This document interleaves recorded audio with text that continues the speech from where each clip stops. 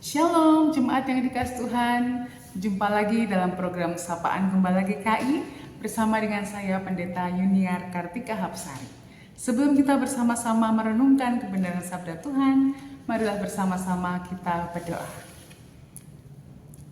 Ya Tuhan, kembali kami datang ke hadirat-Mu memohon hikmat dan pertolongan bagi kami sekalian. Saat ini ya Tuhan, kami bersama-sama akan merenungkan kebenaran sabda-Mu.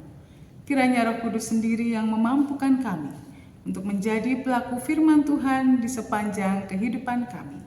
Di dalam nama Tuhan Yesus Kristus kami berdoa dan memohon. Amin.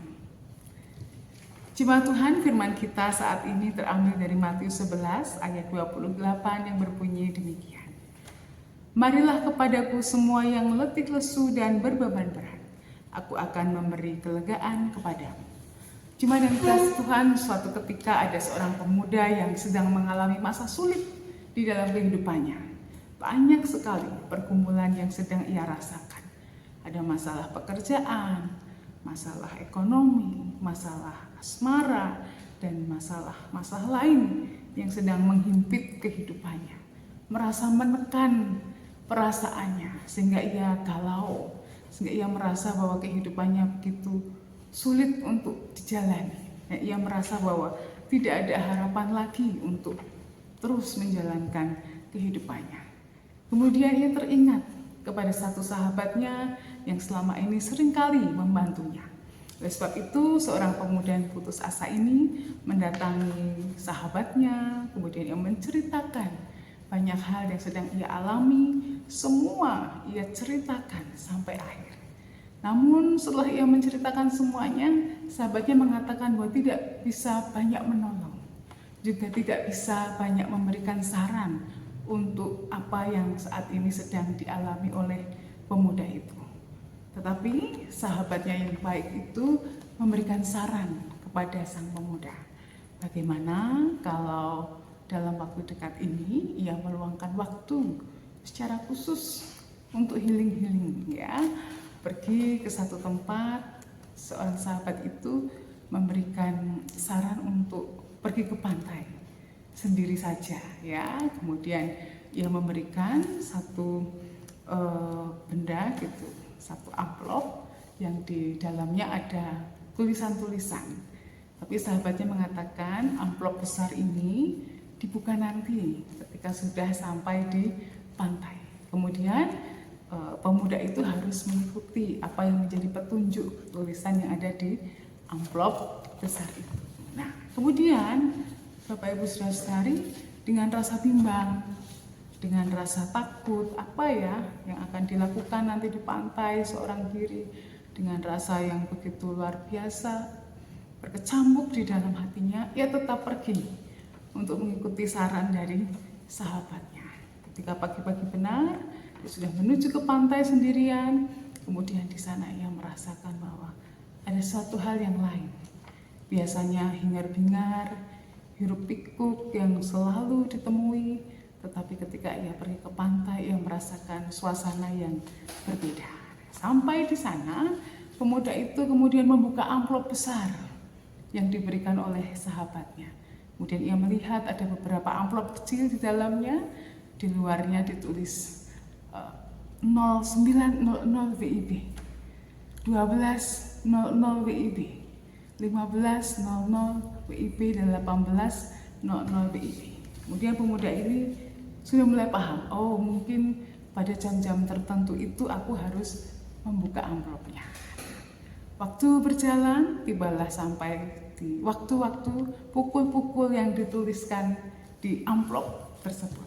Tepat pukul 09.00, pemuda itu membuka amplop yang pertama, kemudian di dalamnya ada secari kertas bertuliskan, dengarlah. Ketika ia membaca, pemuda itu pun patuh pada apa yang dituliskan di amplop tersebut. Ia duduk tenang, mendengarkan desiran angin pantai, kemudian ia juga mendengarkan deburan ombak yang memecah bibir pantai. Bahkan pemuda itu perlahan-lahan bisa mendengarkan setiap detakan jantungnya sendiri. Yang merasakan dalam keheningan. Kemudian ia juga mendengarkan seolah-olah suara-suara itu menjadi melodi musik alam yang luar biasa di pantai itu. Dan ia merasakan ternyata sudah begitu lama ia tidak bisa duduk tenang seperti itu. Selama ini ia selalu sibuk dalam segala aktivitas, dalam segala rutinitas yang ia jalankan setiap hari, berulang-ulang di dalam kehidupannya. Kemudian ketika waktu terus berjalan, ia mulai merasakan bahwa seakan-akan jiwanya dibasuh bersih.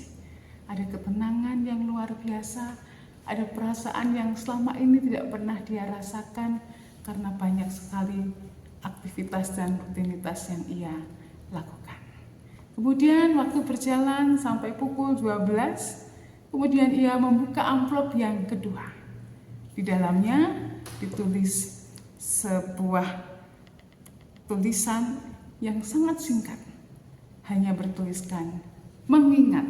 Ya, setelah tadi ia mendengar amplop yang kedua, ia mengikuti untuk mengingat. Dari yang tadinya ia mendengarkan musik pantai, mendengarkan detak jantungnya yang indah dan nyaman ia rasakan, kemudian perlahan-lahan ia mengingat setiap jejak langkah kehidupannya, sejak kanak-kanak sampai ia dewasa pada saat itu.